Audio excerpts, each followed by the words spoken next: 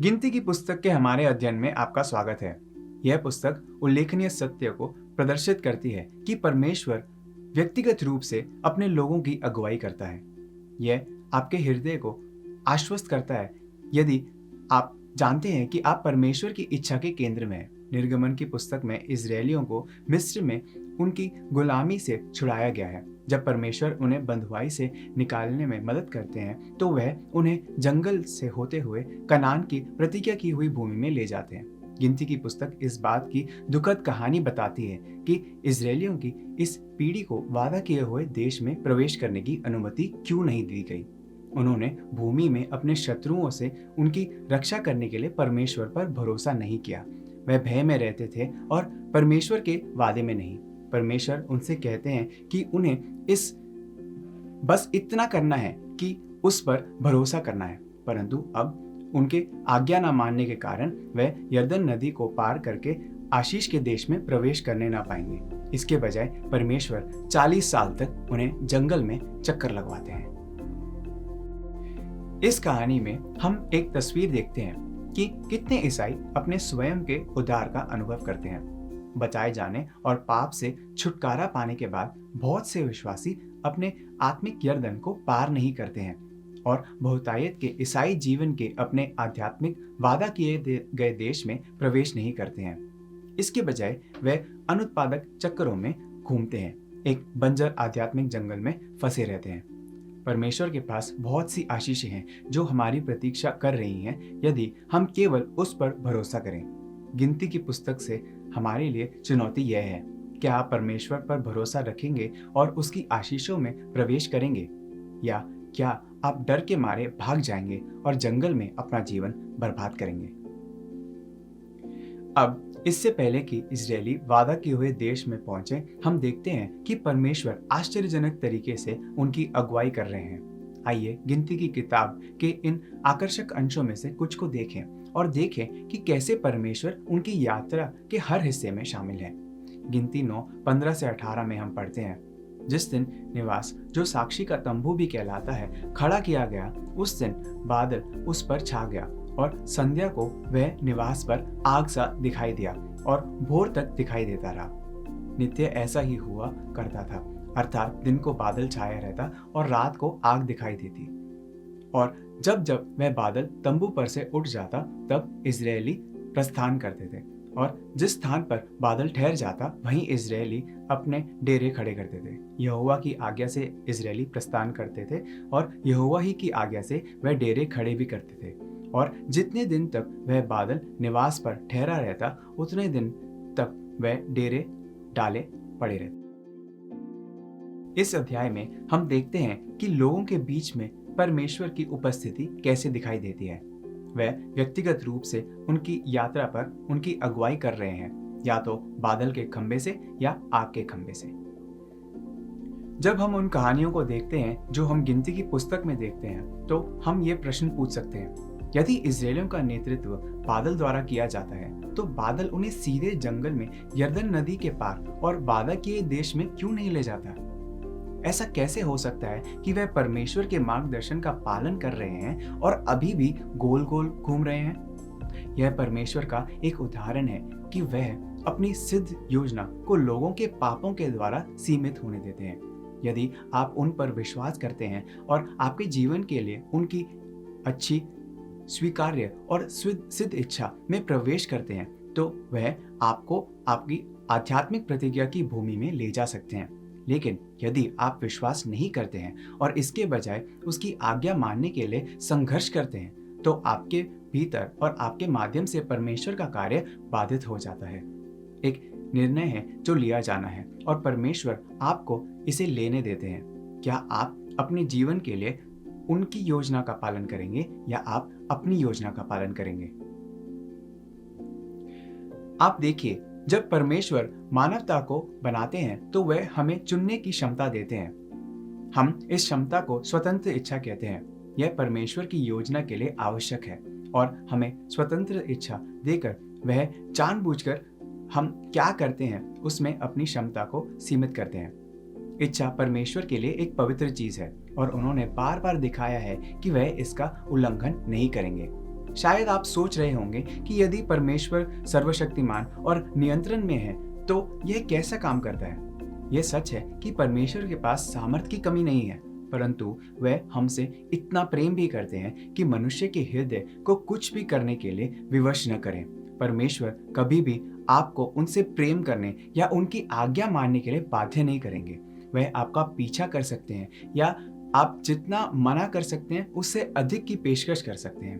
हो सकता है कि वह आपको अपने पास वापस लाने के लिए आपकी सख्त जरूरत का भी इस्तेमाल करें, लेकिन परमेश्वर कभी भी आपको एक निश्चित तरीके से जवाब देने के लिए मजबूर नहीं करेंगे, क्योंकि वह आपके साथ एक प्रेमपूर्ण रिश्ते में रहना चाहते हैं और बिना इच्छे के प्यार करना सच्चा प्यार नहीं होता है। यदि परमेश्वर ने हमें स्वतंत्र इच्छा दी है तो हमारे लिए उनकी सिद्ध इच्छा के बारे में क्या? परमेश्वर अपने लोगों में और उनके द्वारा अपनी इच्छा को कैसे प्रकट और क्रियान्वित करते हैं? परमेश्वर की इच्छा या तो निर्देशात्मक हो सकती है, जो उसकी पूर्ण या आदर्श योजना है, या उसकी इच्छा अनुमति देने वाली हो सकती है, जिसका अर्थ है कि वह उन चीजों को होने देता है जो सबसे अच्छी चीजें नहीं होती। परमेश्वर सर्वसामर्थी है और ऐसा कुछ भी नहीं होता है जिसकी वह अनुमति नहीं देता, जिसमें हमारे पापी चुनाव भी शामिल है। इस पतित संसार में जो कुछ भी घटित होता है वह उसकी अनुज्ञेय इच्छा के अंतर्गत होता है, लेकिन उनकी निर्देशात्मक इच्छा भी है। हम परमेश्वर की इच्छा में जी रहे हैं जब हम ठीक वही हैं जहां वे चाहते हैं और ठीक वही कर रहे हैं जो वह हमसे चाहते हैं। बहुत से ईसाई अपना अधिकांश जीवन परमेश्वर की निर्देशात्मक इच्छा के बजाय परमेश्वर की अनुज्ञेय इच्छा के में व्यतीत करते हैं। इसका अर्थ है कि हम परमेश्वर की सर्वोत्तम योजना के बजाय अपनी योजनाओं के अनुसार जीते हैं। जैसा कि हम देख चुके हैं, इजरायली जंगल में अपनी ही अभिलाषाओं और युक्तियों के अनुसार ऐसा व्यवहार करते हैं। ऐसे बहुत से लोग हैं जो मसीह का अनुसरण करने का दावा करते हैं, जो पाप का जीवन जीने का चुनाव करते हैं, लेकिन कुछ और भी बड़ा है जिसे परमेश्वर हमें चुनने के लिए दे रहे हैं। वह हमें अपने जीवन के लिए अपनी अच्छी, सिद्ध और स्वीकार्य इच्छा प्रदान करते हैं। परमेश्वर आपके लिए सबसे अच्छा चाहते हैं, लेकिन चुनाव आपका है। हम सभी इस्राएलियों के दुखद अनुभव से सीख सकते हैं और परमेश्वर की इच्छा की प्रतिज्ञा की भूमि में प्रवेश करना चुन सकते हैं। गिनती 13 में हम इस्राएलियों द्वारा किए जाने वाले स्वतंत्र चुनाव को देखते हैं, जो उन्हें गंभीर संकट में डाल देता है। इस्राएल के 12 गोत्रों में प्रत्येक में से 12 प्रमुख को देश और उसके लोगों की जासूसी करने के लिए कनान भेजा जाता है। जब जासूस लौटते हैं तो वह अपने साथ अच्छी और बुरी दोनों खबरें लाते हैं। वादा किया हुआ देश उतना ही अद्भुत और फलदायी है जितना उन्होंने सोचा था, लेकिन इसमें रहने वाले लोग बड़े योद्धा हैं जिन्होंने अपने शहरों को मजबूत किया है। इस प्रतिवेदन के बाद इस्राएली भयभीत हो गए। वे परमेश्वर पर जितना भरोसा करते हैं उससे कहीं अधिक इन कनानियों से डरते हैं। सभी जासूसों में से केवल कालेब और यहोशू ही ऐसे हैं जो अपनी खोज का सकारात्मक प्रतिवेदन देते हैं। वास्तव में इतना सकारात्मक कि गिनती 13:30 कहता है, पर कालेब ने मूसा के सामने प्रजा के लोगों को चुप करने के विचार से कहा, हम अभी चढ़कर उस देश को अपना कर लें, क्योंकि निस्संदेह हम में ऐसा करने की शक्ति है। अन्य 10 जासूस हालांकि लोगों को यह समझाने की कोशिश करते हैं कि कालेब और यहोशू गलत हैं। गिनती 13:31 से 33 में कहते हुए, उन लोगों पर चढ़ने की शक्ति हम में नहीं है, क्योंकि वे हमसे बलवान हैं और जितने पुरुष हमने उसमें देखे वे सब के सब बड़े डील डॉल के हैं और हम अपनी दृष्टि में उनके सामने टिड्डे के समान दिखाई पड़ते हैं और ऐसे ही उनकी दृष्टि में मालूम पड़ते हैं। लोगों को जीतने की एक आखिरी प्रयास के रूप में यहोशू और कालेब ने 14:8 में यह कहते हुए उनके विश्वास को उत्तेजित करने का प्रयास किया, यदि यहोवा हमसे प्रसन्न है तो हमको उस देश में जिसमें दूध और मधु की धाराएं बहती हैं पहुंचाकर उसे हमें दे देगा। अफसोस की बात है कि लोग सुनने से इनकार करते हैं। इसके बजाय वे अन्य 10 जासूसों के साथ सहमत होकर परमेश्वर के विरुद्ध विद्रोह करते हैं। यहोवा 14:29 और 30 में यह कहते हुए एक अद्भुत तरीके से उत्तर देते हैं, तुम्हारे शव इसी जंगल में पड़े रहेंगे और तुम सब में से 20 वर्ष के या उससे अधिक आयु के जितने गिने गए थे और मुझ पर बुड़बुड़ाते थे। उनमें से यपुन्ने के पुत्र कालेब और नून के पुत्र यहोशू को छोड़ कोई भी उस देश में न जा पाएगा जिसके विषय मैंने शपथ खाई है कि तुमको उसमें बसाऊंगा। परमेश्वर इन विश्वास के पुरुषों के बदले में लोगों के एक पूरे राष्ट्र को देने के लिए तैयार है। यह परमेश्वर के चरित्र के बारे में काफी कुछ कहता है। जब परमेश्वर को विश्वास रखने वाले दो व्यक्ति मिलते हैं तो वह उन्हें उन सभी लोगों की तुलना में अधिक मूल्यवान मानते हैं जो उनके प्रति विश्वास योग्य और आज्ञाकारी होने में विफल रहते हैं। हम कालेब की विश्वास योग्यता को यहोशू 14:7 में देखते हैं, जब वह यहोशू से कहता है, जब यहोवा के दास मूसा ने मुझे उस देश का भेद लेने के लिए कादेश बरने से भेजा था, तब मैं 40 वर्ष का था और मैं सच्चे मन से उसके पास संदेश ले आया। कालेब वचन 10 और 11 में आगे कहता है, और अब देख, जब यहोवा ने मूसा से यह वचन कहा था तब मैं 45 वर्ष हो चुका हूँ, जिसमें इजरायली जंगल में घूमते फिरते रहे। उनमें यहोवा ने अपने कहने के अनुसार मुझे जीवित रखा है और अब मैं 85 वर्ष का हूँ। जितना बल मूसा के भेजने के दिन मुझ में था उतना बल अभी तक मुझ में है। इस परिच्छेद में हम देखते हैं कि कालेब, भले ही वह अब बहुत बड़ा हो गया है, उन दुष्ट दिग्गजों से लड़ने के लिए तैयार है जो इतने भय का स्रोत रहे हैं। जब जंगल में दूसरे लोग करहाते और विलाप करते हैं तब कालेब उनके साथ शिकायत करने से इनकार करता है। उसकी आंखें वादा किए गए देश पर टिकी हैं। कालेब उन सभी बातों से अपनी नजर नहीं हटाता जिसकी परमेश्वर ने प्रतिज्ञा की है। ठीक इसी प्रकार एक अगुवे के रूप में जब आप एक चुनौतीपूर्ण परियोजना का परिचय देते हैं जिसमें बहुत अधिक विश्वास की आवश्यकता होती है, तो कलीसिया का औसत सदस्य शायद 12 में से 10 विशालकाय विज्ञान का विशेषज्ञ होने जा रहा है। हम सभी ऐसे लोगों को जानते हैं। वे ऐसे लोग हैं जो हमेशा बाधाओं और समस्याओं पर ध्यान केंद्रित करते हैं। वे आपको सभी कारण बताएंगे कि ऐसा क्यों नहीं किया जा सकता। बात यह है, ऐसा नहीं है कि कालेब और यहोशू जैसे लोग दैत्यों को नहीं देखते हैं, या यह है कि वे उन संभावित बड़ी समस्याओं से बेखबर हैं जिनका वे सामना कर रहे हैं। वे जागरूक हैं, लेकिन वे जानते हैं कि उनका परमेश्वर बड़ा है। जबकि ये लोग दुर्लभ हैं, वे परमेश्वर के लोगों के प्रोत्साहन और परमेश्वर के राज्य की वृद्धि के लिए आवश्यक है। यह उल्लेखनीय है कि गिनती की पुस्तक में परमेश्वर एक पूरी पीढ़ी से केवल इन 2 आदमियों को अपने प्रतिज्ञात देश में ले जाते हैं। गिनती 21 में पता चलता है कि परमेश्वर शिकायत करने और कुड़कुड़ाना से घृणा करते हैं। यह विश्वास के विपरीत है।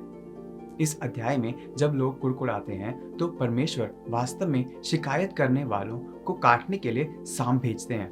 तब जब उनमें से बहुत से सर्पदंश से मर जाते हैं तो परमेश्वर अपनी दया का संदेश भेजते हैं। 21:8 में परमेश्वर मूसा से कहते हैं, एक तेज विष वाले सांप की प्रतिमा बनवाकर खंबे पर लटका, तब जो सांप से डसा हुआ उसको देख ले वह जीवित बचेगा। मूसा वही करता है जो परमेश्वर कहते हैं और पीतल का एक सर्प बनाकर लोगों के बीच में ऊंचे खंबे पर खड़ा करता है। अगर लोग उसे देखें तो वह बच जाते हैं, नहीं तो मर जाते हैं। हम इस ऐतिहासिक घटना में देखते हैं कि परमेश्वर पाप का दंड देते हैं, परंतु वह पश्चाताप और विश्वास में आशा भी प्रदान करते हैं। यह बाइबल के महान चमत्कारों में से एक है। यीशु दिखाते हैं कि गिनती की पुस्तक में यह चमत्कार आने वाली बातों का भी पूर्वाभास है। निकोदेमुस नाम के एक धार्मिक नेता के साथ बातचीत के दौरान यीशु यूहन्ना 3:15 में कहते हैं, जिस रीति से मूसा ने जंगल में सांप को ऊंचे पर चढ़ाया, उसी रीति से अवश्य है कि मनुष्य का पुत्र भी ऊंचे पर चढ़ाया जाए, ताकि जो कोई उस पर विश्वास करे वह अनंत जीवन पाए। परमेश्वर दंड देते हैं और उपाय भी प्रदान करते हैं, और हम यहाँ देखते हैं कि यीशु ही अंतिम उपाय है। आप अपने आप को नहीं बचा सकते। आपने पवित्र के विरुद्ध पाप किया और आपकी एकमात्र आशा उनके प्रावधान और उनकी क्षमा पर टिकी हुई है। पाप की समस्या के लिए क्रूस ही परमेश्वर का स्थायी समाधान है। यीशु परमेश्वर के इकलौते पुत्र, एकमात्र सच्चे उद्धारकर्ता हैं। सांप के डसे हुए शिकायतकर्ताओं की कहानी मसीह के क्रूस में उपलब्ध उद्धार की एक अनोखी और अद्भुत तस्वीर पेश करती है। जब इजरायली जिन्हें डसा गया था वह एक खंबे पर पीतल के सर्प को विश्वास में देखते हैं वह बचाए जाते हैं। भले ही यह कोई तार्किक अर्थ नहीं रखता है कि समस्या पैदा करने वाली वस्तु के प्रतीक को देखने से ऐसा होता है। इसी तरह यीशु मानवता का प्रतिनिधित्व करते हैं जब उन्हें क्रूस पर उठाया जाता है, और वह सभी जो आध्यात्मिक और विश्वास योग्य आंखों से उनकी ओर देखते हैं पाप की डस से बचाए जाएंगे, पाप जिसे हम अपनी मानवता में लेकर आए हैं। जैसे हम समाप्त करते हैं, अपने आप से पूछें, क्या आपने सांप के काटने को महसूस किया है? यह पाप और मृत्यु का दंश है। क्या आपने महसूस किया है कि आप अपने आप को नहीं बचा सकते? यह महत्वपूर्ण है, लेकिन यह सुंदर है। केवल परमेश्वर का प्रावधान ही आपको बचा सकता है, और वह हम में से प्रत्येक के लिए ठीक वैसे ही करना चाहते हैं। क्रूस पर उठाए गए यीशु मसीह को देखें और उन पर अपना विश्वास और भरोसा रखें। यीशु ही आपका एकमात्र समाधान है, क्योंकि वही एकमात्र उद्धार करता है। यदि आपने पाप के जहरीले दंश से बचने के लिए अपनी आवश्यकता को कभी स्वीकार नहीं किया है, तो आज वह दिन है जब आप ऐसा करने का चुनाव कर सकते हैं। जब आप करते हैं तो आप अंततः स्वतंत्रता का अनुभव करेंगे। हमारे विश्वास के कर्ता और सिद्ध करने वाले यीशु को देखें। वह आपको इतना प्यार करते हैं कि वह मर गए ताकि आप जीवित रह सकें। यदि आप स्वीकार करते हैं कि आप एक पापी हैं और आपने पाप से यीशु की ओर मुड़े, तो आप बच सकते हैं।